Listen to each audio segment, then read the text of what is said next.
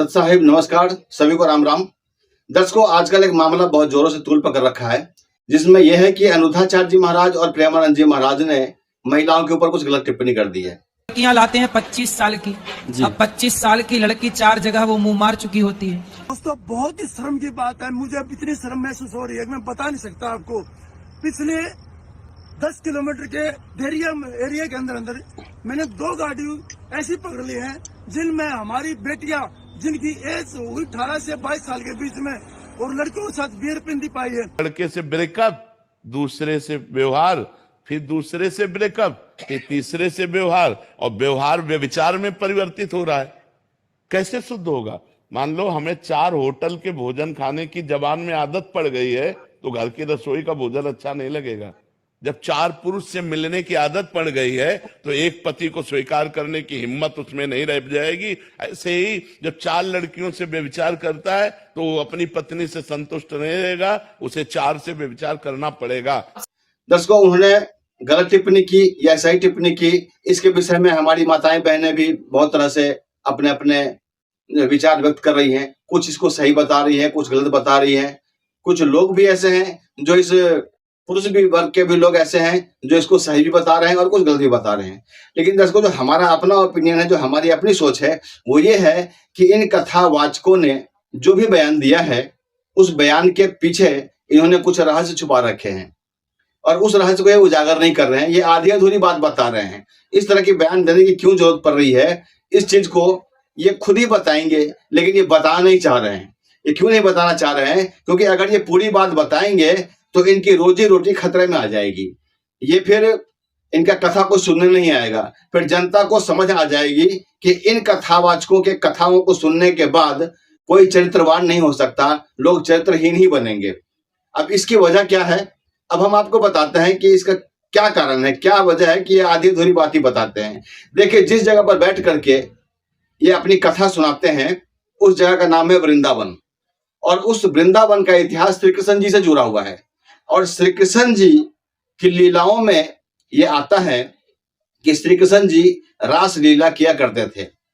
वृंदावन की जो लड़कियां थी, वो उनसे मिलने के लिए छुप छुपा करके अपने घर वालों से बचते बचाते श्री कृष्ण जी के पास पहुंचते थे।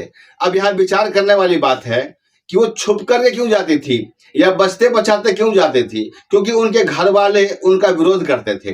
वो इसलिए छुप करके जाती थी श्री कृष्ण जी से मिलने के लिए, और ये बात उनको भी पता था कि ये गलत है, इस तरह की हरकतें गलत है। जो हम जा रहे हैं श्री कृष्ण जी से मिलने के लिए, तो लोगों को बर्दाश्त नहीं होगा, ये गलत बात है, इसलिए लोग हमें बर्दाश्त नहीं करेंगे। इस चीज को, इस तरह के चरित्र को कोई बर्दाश्त नहीं करेगा, इसीलिए वो छुप करके जाती थी। और उनके घर वाले भी इस बात को विरोध करते थे, तो वो छुप करके जाती थी श्री कृष्ण जी से मिलने के लिए। और श्री कृष्ण जी उनके साथ क्या करते थे, ये सबको पता है। आप अपना जो श्रीमद् भागवत जिसकी कथाएं करते हैं, ये सुनाते हैं व्यासपीठ पर बैठ करके, उस भागवत को पढ़िए। आप ब्रह्म वैवर्त पुराण को पढ़िए, उसके अंदर सारी घटनाएं लिखी हुई है और बड़े खोल खोल करके लिखा हुआ है कि उसमें उन्होंने किस तरीके से रासलीलाएं रचाई। तो ये सिर्फ लड़कियां नहीं, कुंवारी लड़कियां नहीं, ये जो वहां की शादीशुदा महिलाएं थी, वो भी जाती थी मिलने के लिए। तो अब मैं ये कहना चाहता हूं, क्या ये अनिरुद्धाचार्य जी महाराज या प्रेमानंद जी महाराज उन वृंदावन की उन लड़कियों और उन महिलाओं के चरित्र के विषय में कुछ टिप्पणी करेंगे? नहीं करेंगे। अगर ये कर दिए कि उस तरह उस समय की लड़कियां और महिलाएं क्या थी, किस तरह से उनका चरित्र था, तो इनको वृंदावन से भागना पड़ जाएगा। इनको भागने के लिए जगह नहीं मिलेगा, रास्ता नहीं मिलेगा। तो ये आधी अधूरी बात करते हैं, ये पूरी बात बताते नहीं। ये है पूरी बात। ये अपनी कथाओं में ये इन बातों को छुपा जाते हैं, इसीलिए ये अब इन कथाओं को बोलते भी हैं तो कुछ अलग तरीके से घुमा करके बताते हैं। अब देखिए, श्री कृष्ण जी के बारे में ये आता है लीलाओं में। अब जैसे प्रेमानंद जी ने कहा कि पुरुष वर्ग भी कई जगह मुंह मार चुके होते हैं, तो जो श्री कृष्ण जी हैं, उनकी लीलाओं में वर्णन आता है कि उनके 16,108 शादियां हो चुकी थी। उन्होंने 16,108 शादी करी, और इसके बावजूद उनके प्रेमिकाओं की कोई गिनती नहीं थी। उनके जो जो मुख्य प्रेमिका थी वो उनके खुद की उनकी मामी थी। कौन? राधा जी। और राधा जी वो भी खुद शादीशुदा थी। शादीशुदा होने के बावजूद राधा जी श्री कृष्ण जी से मिलने के लिए जाती थी और श्री कृष्ण जी उनके साथ क्या करते थे ये भी सर्वविदित है और ये तो सदग्रंथों में भी वर्णित है। तो इस तरह की लीलाओं को सुनकर के, इस तरह की कथाओं को सुनकर के जनता के ऊपर, श्रद्धालुओं के ऊपर क्या प्रभाव पड़ेगा?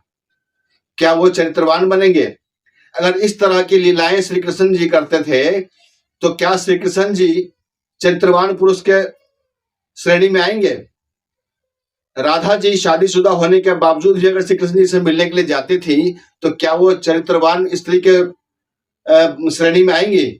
क्या वृंदावन की वो महिलाएं जो हमारी माताएं बहनें थी उस समय में, क्या उनको आप चरित्रवान कहेंगे? इस तरह की टिप्पणी ये हमारे प्रेमानंद जी महाराज करें, वो बताएं कि उस तरह की उस समय की जो महिलाएं कैसी थी, उनके चरित्र कैसे थे। अब रही बात, ये तो द्वापर युग की बात है, लेकिन अगर आप सत्य बात देखेंगे तो उस समय की जो हमारी माताएं थी, सती अनसुईया, वो भी एक महिला थी और उनके चरित्र हरण करने के लिए कौन गए थे? यही चरित्रवान पुरुष जिसको आप श्री कृष्ण जी कहते हैं ना, विष्णु जी के अवतार हैं। ब्रह्मा जी, विष्णु जी और शंकर जी, ये तो चित्रवान भगवान है। तो ये गए थे माता सती अनसुईया का चरित्र हनन करने के लिए और माता सती अनसुईया कैसे निकली? उन तीनों को अपने औकात पर लाकर रख दिया, तो उसको कहेंगे चरित्रवान महिला। और इन तीनों देवताओं को क्या कहेंगे आप? चरित्रहीन पुरुष। तो उस समय में ये भागवत कथा नहीं चलता था, तो उस समय में परमात्मा की चर्चा चला करती थी, परमात्मा का सत्संग सुनाया जाता था और उन सत्संगों को सुनकर के, अच्छी बातों को सुनकर के उस समय के लोग चरित्रवान हुआ करते थे। तो माता सती अनसुईया वो थी चरित्रवान महिला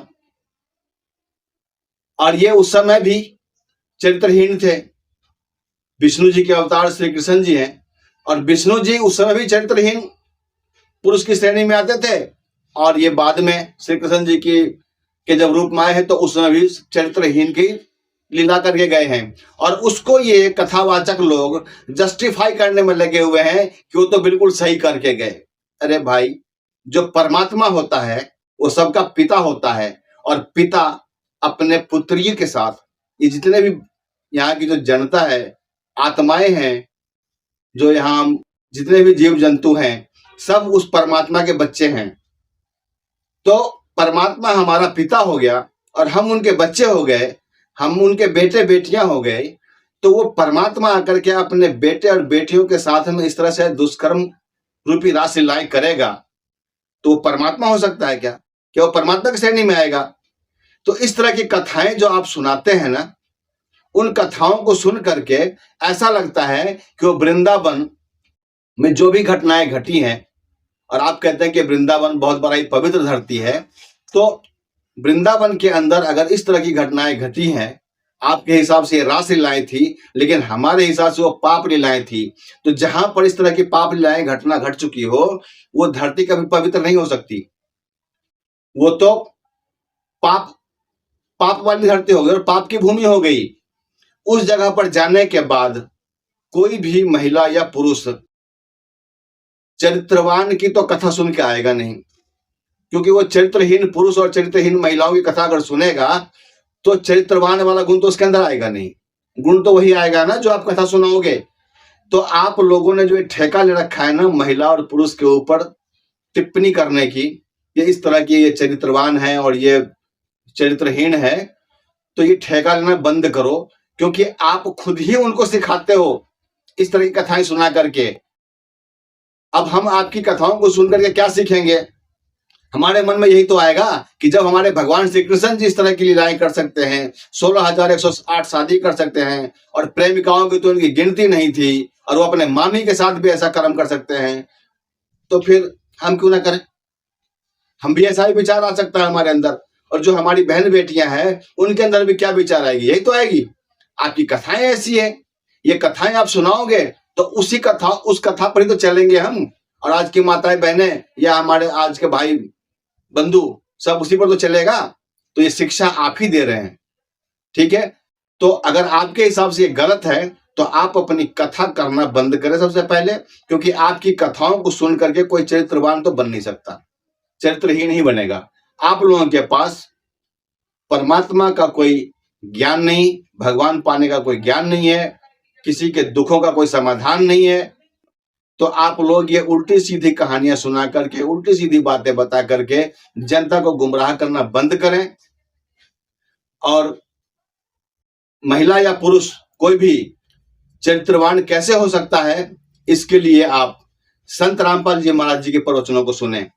आप देखिए उनके प्रवचनों को सुन करके अगर आपके अंदर बदलाव ना आए तो फिर कहना। लाखों लोग ऐसे हैं जो संत रामपाल जी महाराज जी के प्रवचनों को सुन करके, सत्संगों को सुन करके उनका नशा छूट गया। वो व्यभिचारी थे तो व्यभिचार करना छोड़ दिए, और सब के सब इंसान तो छोड़ो, वो देवता वाले गुणों से परिपूर्ण हो गए। तो जो संत होते हैं ना, वो अपने शिष्यों को ऐसा ज्ञान देते हैं कि वो मानवता से भी ऊपर उठ करके देवताओं के गुणों से परिपूर्ण हो जाते हैं। बल्कि देवताओं का जो गुण आप अगर अपने पुराणों में पढ़ेंगे तो उनके गुणों में तो आपको दोष मिल जाएगा, लेकिन संत रामपाल जी महाराज जी के जितने भी शिष्य मिलेंगे आपको उन देवताओं से भी अच्छे चरित्र वाले मिलेंगे। उनके जो है ना चरित्र में कोई दोष नहीं मिलेगा, उनके गुणों में कोई दोष नहीं ढूंढ सकते आप। तो इसीलिए आप सभी दर्शकों से, सभी श्रद्धालुओं से ये विनम्र प्रार्थना है, सभी दर्शकों से विनम्र प्रार्थना है कि इन कथावाचकों का कथा सुनना बंद करो। और जो आप घरों में ये टीवियों पर जो उनका सत्संग सुनते हो ना, उनका प्रवचन सुनते हो, कथा सुनते हो, उन कथाओं में यही कथाएं कही जाती हैं। तो इन रासलीलाओं को सुन करके आप अपने बहन बेटियों या अपने बच्चों को ये रासलीलाओं वाले कथाएं सुना रहे हो, और वो उस कथा को सुनकर वही कर्म करेंगे फिर। इसीलिए इनकी कथाएं सुनना बंद करो और मात्र 1 महीना संत रामपाल जी महाराज जी के सत्संग प्रवचनों को सुन करके देखिए, और देखिए आपके घर में परिवर्तन ना आए तो फिर कहना। तो दर्शकों, आज बस इतना ही। सभी को सत साहेब नमस्कार, राम राम।